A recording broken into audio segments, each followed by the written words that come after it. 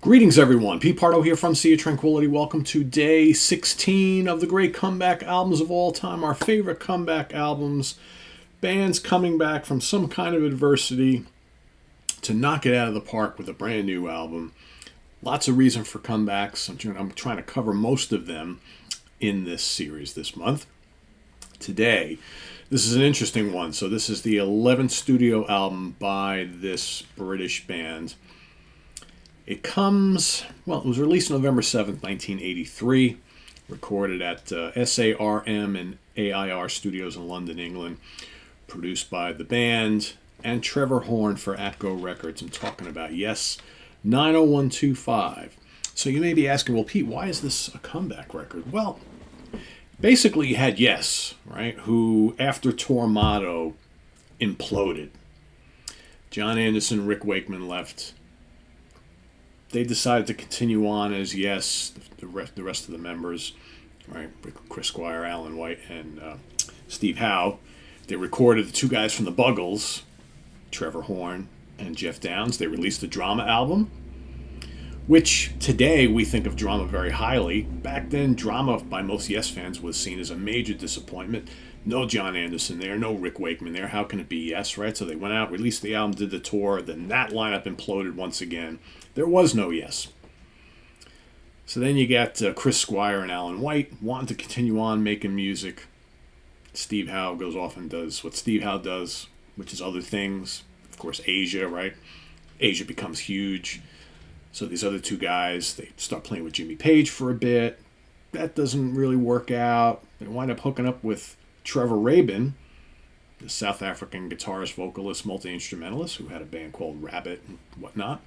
They start recording some stuff. It's coming out good.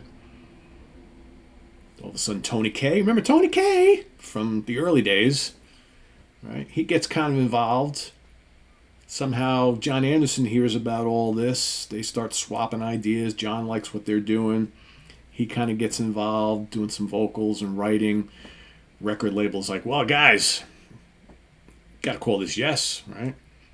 Trevor Rabin really wasn't all into that. The rest of the guys were, okay, let's just call it Yes. So they called it Yes, and they released this album. So that's basically the lineup right there. You got Trevor Rabin on lead vocals, backing vocals, guitars, keyboards, synthesizers, right?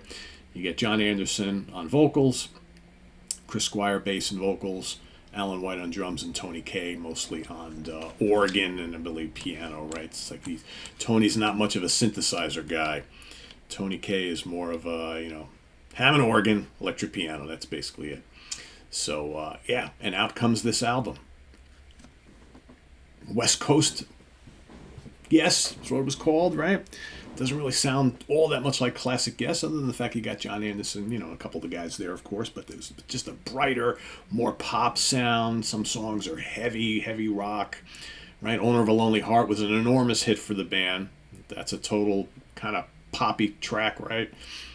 Hold On, good driving rocker. It Can Happen, gorgeous song, right? That's Yes right there.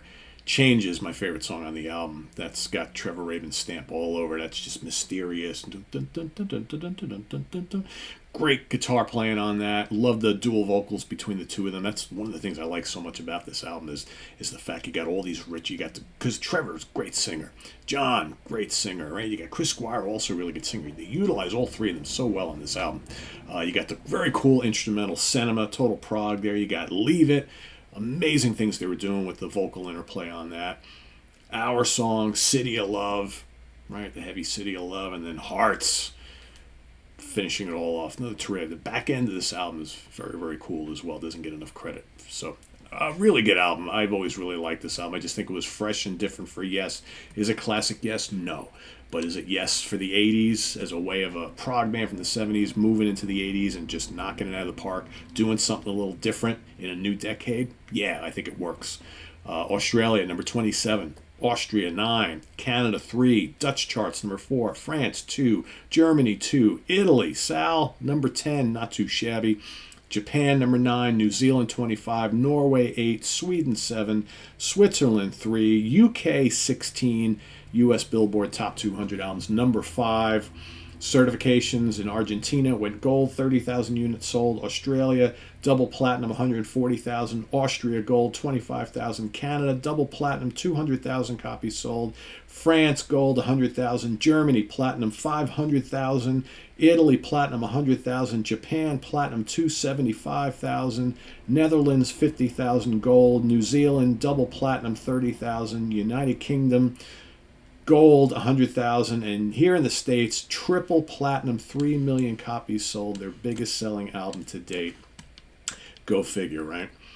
Go figure. And as far as, let's see, the singles, Owner of a Lonely Heart released October 1983, Leave It, February 84, and It Can Happen, June 1984. I love It Can Happen, such a good song. So that's my pick for today. Yes is 90125. They come back bigger, better than ever with their biggest album ever.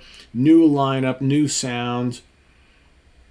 I wish the follow-up album was just as good, but oh well, right? Anyway, that's my pick for today. Let us know what you think of 90125 down in the comments below, as well as your pick for today.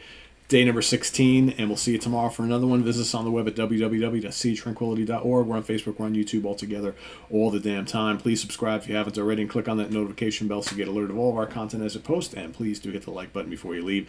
Also down below, we got the links to our Ko-Fi page for channel donations, our merch page, and our Cameo page. Thanks once again for all your support there, and we'll see you soon.